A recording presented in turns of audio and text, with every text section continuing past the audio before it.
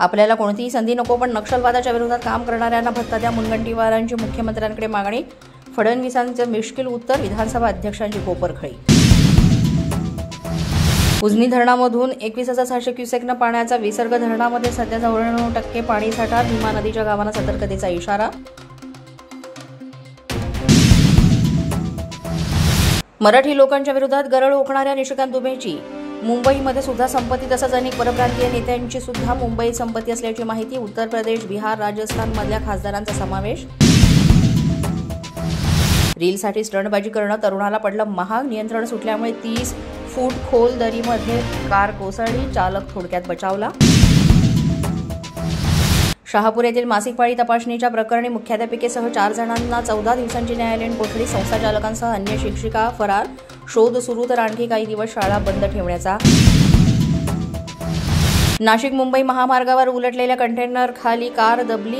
मुंबईमधल्या 4 जणांचा दुर्दैवी मृत्यू. गुरुपौर्णिमेच्या निमित्तानं मठात दर्शनासाठी जात असतानाची घटना. तिसऱ्या कसोटीच्या पहिल्या दिवशी इंग्लंडच्या 4 बाद 251 धावा. जो रूट 99 धावांवर नाबाद, तर भारताचा नितेश रेड्डीनं घेतल्या 2 विकेट्स. छत्रपती संभाजीनगरमधल्या इंग्रजी शाळांमधल्या गैरप्रकरणांची ओबीसी मंत्री अतुल सावे यांच्याकडून गंभीर दखल. सुविधा न देणाऱ्या शाळांची मान्यता रद्द करणार. दिशाभूल करणाऱ्यांवर सुद्धा कारवाईचा बडगा. अहिल्यानगरच्या कोतवालीत 2 सराईत गुन्हेगारांना अटक. 4 पिस्तूल, 2 मॅगझिन, 34 जिवंत काडतुसांसह 3 मोबाईल आणि 1 4-चाकी वाहन जप्त.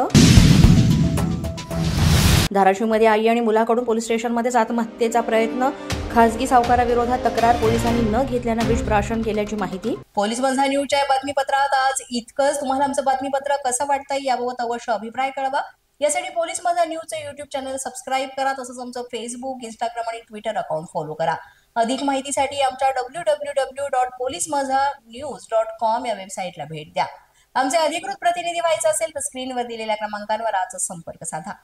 आजच्या बातमीपत्रात इतकंच. पुन्हा भेटूया पुढील बातमीपत्रात. तोपर्यंत पाहत रहा पोलीस माझा न्यूज.